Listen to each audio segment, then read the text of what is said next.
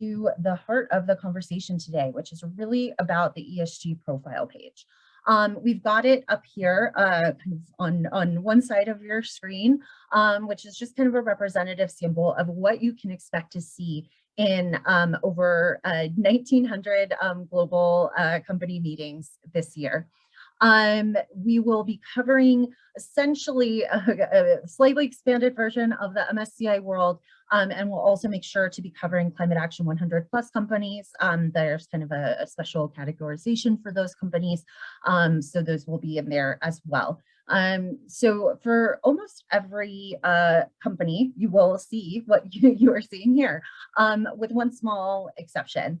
And that is with respect to the climate risk mitigation section. And like I said, we've got kind of a special designation for Climate Action 100 plus focus list companies today. So that's roughly 167 of, kind of the biggest companies that investors have identified as systemic emitters. And for those companies, we will be adding, like I said, the climate risk mitigation section that will take a deeper dive into how these companies are performing, what kind of policies they have and what kind of disclosures they have around their climate impacts. For the rest of the companies, we'll be displaying essentially the rest of the features on this page. So every company will receive a kind of overall score, and then there will be kind of 3 subscores or 4 subscores if it's a Climate Action 100 plus company. We're really focused on different areas of ESG. With respect to board accountability, we're really concerned about kind of the governance, shareholder rights, how easy it is for shareholders to influence a company or kind of impact the board. So looking at things like, does the company have inequitable voting rights or multi-class share structure where, it's really impossible to pass anything? Are you able to vote on directors on an annual basis, which we view as an important aspect of board accountability?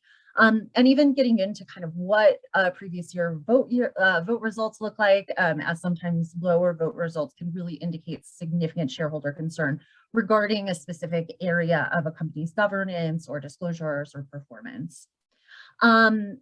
We also have a section that we're labeling ESG transparency. This is really about what kind of disclosures companies put out. So, kind of really getting into, do they provide things like sustainability reporting, climate reporting, and how well is that reporting kind of aligned to best practices? Things like the Task Force on Climate-Related Financial Disclosures, or TCFD, CDP, SASB, the Sustainability Accounting Standards Board, kind of various aspects of companies' disclosure and how well that stacks up against its peers. Then we've got a section on ESG targets and alignment, and essentially these are kind of a company's ESG policies. So what kind of actual steps have they taken to limit their environmental impact or to ensure human rights, either within their organization or throughout their supply chain? So kind of looking at those aspects of a company's ESG policies. Then, like I said, for companies in the Climate Action 100 plus focus list kind of section, we've got a climate risk mitigation module, which essentially is looking at, how well a company is aligning its reporting to TCFD kind of recommendations, as well as, kind of deeper considerations concerning the board's role in overseeing climate-related issues, and kind of what other parties are saying about things like their carbon performance assessment and those types of things. So we are looking to the Transition Pathway Initiative, or TPI, for several of these, as well as companies' own, obviously, disclosures, which are really kind of the heart of what we're looking at. Just to get a little more specific, we can turn to the next slide where we will get into all of the various data points that are available now as a result of the ESG profile page. There are a number of data points that we've been collecting for several years, largely actually as a result of the introduction of our thematic climate policy, which I know Lucas will touch on in a little bit. However, this is the first time we're displaying them. So a lot of these data points are kind of available in a variety of different forms, again, which Lucas will kind of get into when he talks about custom policy implementation. But there's kind of a variety of different things that investors are wanting to do with these data points, whether it be, informing how they're engaging with companies, informing how they're going to vote on issues like shareholder proposals or election of directors, which is definitely kind of what we're seeing as the newest trend, which is really around director accountability. Or, whether this is kind of helping them to prioritize, which companies to look at more, or which companies to kind of give a pass to, or something along those lines. So there's lots of kind of variety in what we're collecting. And obviously, we are looking to expand this. So if there are data points that, specifically as an investor, you're really, really interested in obtaining, definitely feel free to reach out. This is kind of a work in progress and an iterative journey. So we definitely welcome feedback on that account. If we go to the next slide, I want to talk a little bit about how we're collecting this data, because I think it's really, really important to just kind of lay out there. This is all information that is collected in-house by ESG data analysts that sit on my team. So essentially, these are research analysts who spend most of their days just kind of searching through corporate filings, as well as kind of other ESG related websites. So they've definitely had a lot of training, had a lot of exposure to these things. And these are the individuals who will be collecting this data for the 2022 proxy season. In addition, what's really, really important is when we're collecting this information. So we're collecting this information inside the solicitation period, which we define as the time that a company releases its proxy statement or notice of meeting until the company's annual meeting. Obviously, we'll be collecting it closer to the, when the proxy statement is released than when the annual meeting is.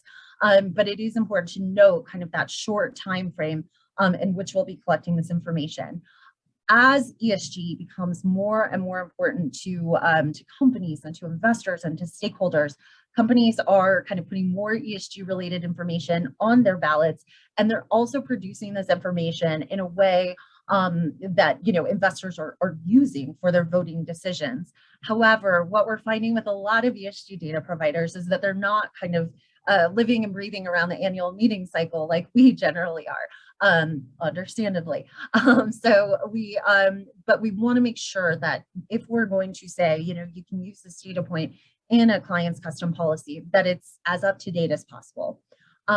We are seeing companies put more and more agenda items on the ballot that have to do with ESG related issues, and thus putting out kind of more and more accurate reporting, but it's closer and closer to the annual meeting. There was one large Australian financial institution that did not release its climate report until something like 19 days prior to the annual meeting. That's something that generally will not get picked up by data providers, kind of understandably. So while we encourage the disclosure of this information as kind of far out from the annual meeting as possible, we definitely understand the kind of pressure that companies are under, as well as their desire to get out the most accurate information as soon as possible, to the meeting. So there's kind of some conflicting issues going on there, and we're trying to get that real sweet spot when the company's information has been disclosed, right in advance of the annual meeting. In addition, we're also ensuring that this data is available for review by the companies that we're collecting it for. So we're doing that by collecting most of this information and putting it in what we're calling an issuer data report, or an IDR. And what an IDR is essentially a data-only version of our report that we provide to issuers, about 3 weeks prior to their annual meeting.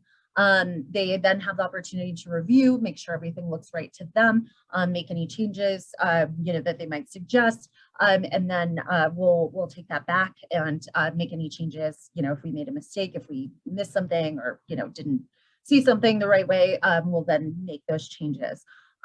So all the data will be getting kind of an additional layer of review from companies who choose to participate in the IDR. The one other thing I wanted to mention is that these are what we view as very transparent data points. They are finite. They don't require a lot of kind of interpretation to assess. So we're really trying to kind of provide a usable, actionable data point that is not subject to kind of one analyst interpretation of how something might look. There's a lot of kind of criteria that goes around that. And we want to make sure that our clients are able to understand kind of what's in there as well. We are also sourcing all of this information from publicly available sources. So none of this is kind of back end data that we're kind of collecting that other people are not aware of. This is all information that, we're expecting companies to be putting out in the public domain and are collecting information from those sources. So we can go to the next slide where we'll just kind of briefly go over our scoring methodology.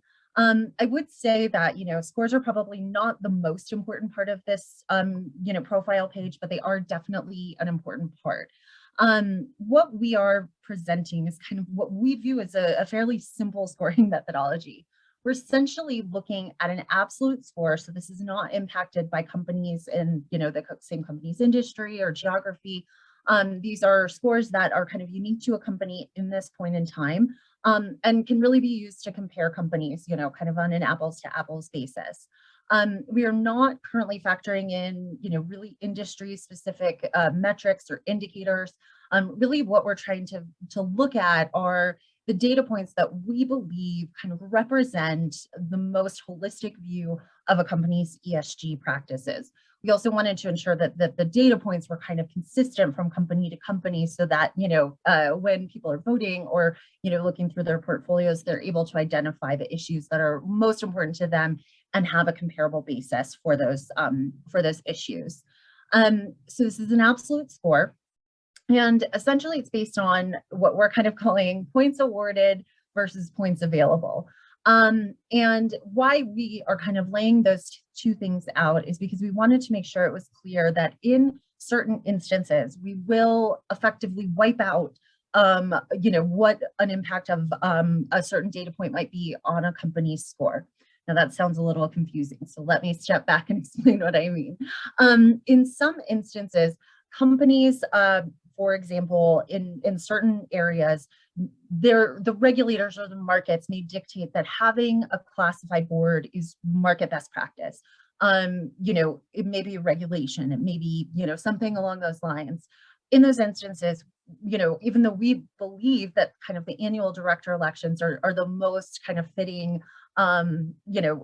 mechanism for holding boards accountable and for expressing shareholder concern about various items. We don't want to necessarily penalize a company for, doing what they think is best practice or doing what the market is dictating is best practice. So in those instances, we may just kind of, exclude the results of that and take away from both the points. Well, we wouldn't take away from points awarded, we wouldn't add additional points in, but we also would not add additional points to the points available. So while it does slightly impact a score, it doesn't to the extent that it could. And it was the best kind of possible way for us to kind of zero out issues that may not be applicable in certain markets or to certain companies. So you can always look at our methodology document in order to figure out kind of which ones may be zeroed out for certain markets or in certain instances if you're looking at a specific data point. In addition, I wanted to make sure that that everyone knew the ESG scores, while they are something that our analysts will be looking at, are not necessarily indicative of our voting recommendations or how our benchmark policy will be executed. There's a great deal of overlap kind of between the ESG profile page and Glass Lewis's kind of benchmark recommendations and our views on E&S related issues.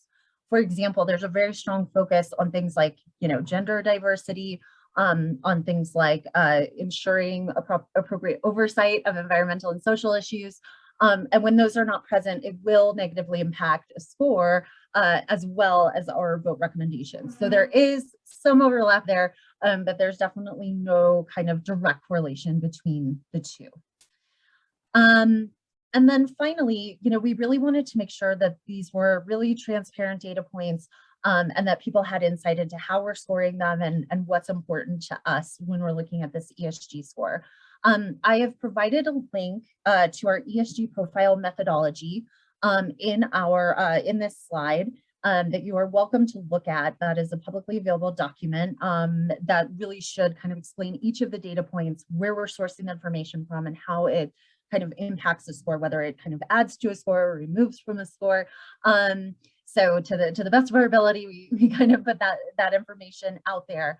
Another thing we wanted to highlight was that all of the factors that are considered in a company score will be displayed on that ESG profile page. So there's no kind of X factor, mystery, data point that's being filled in. This is all kind of contained in the score so that people can kind of make their own minds up really about, how well is this company performing, or, how well does this company stack up to another company? Because it can be kind of tricky when you're looking at a lot of things that you may not be able to see or you may not understand. So that's kind of the overview of the ESG profile page. Again, I would really encourage you guys to visit our website and look over the methodology document if you have very specific questions. But obviously, if we did not answer any of the questions that you guys might have, we are happy to attempt to do so if you email us